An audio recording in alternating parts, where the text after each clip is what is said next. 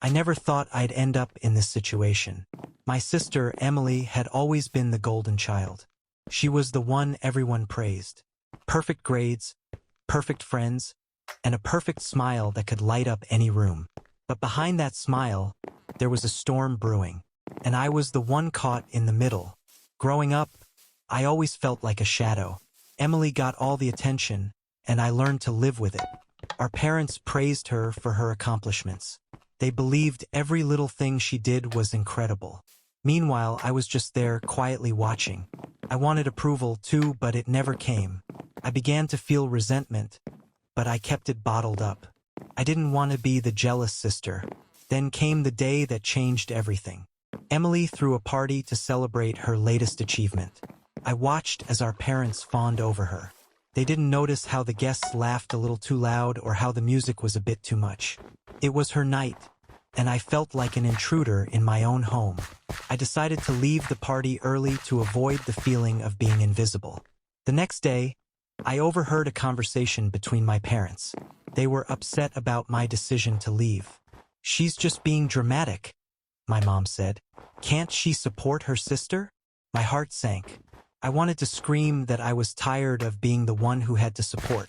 I had feelings too, but all they saw was Emily. A few weeks later, I found myself standing in front of Emily's door.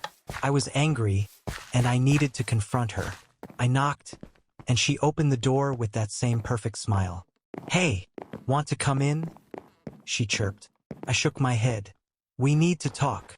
Inside the room, the tension was thick. I poured out everything. My feelings of being overshadowed, the constant comparisons, and the pressure to be perfect. Emily listened, her smile fading. "I didn't know you felt that way," she said softly.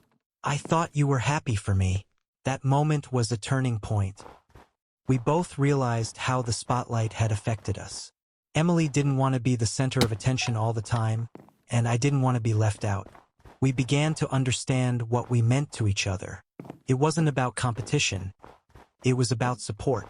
After that conversation, things changed. We began to communicate better. Emily included me in her plans, and I cheered her on without feeling bitter. Our parents noticed the shift too. They learned to praise us both, recognizing we each had our own strengths. Now, I can finally say that I love having a sister.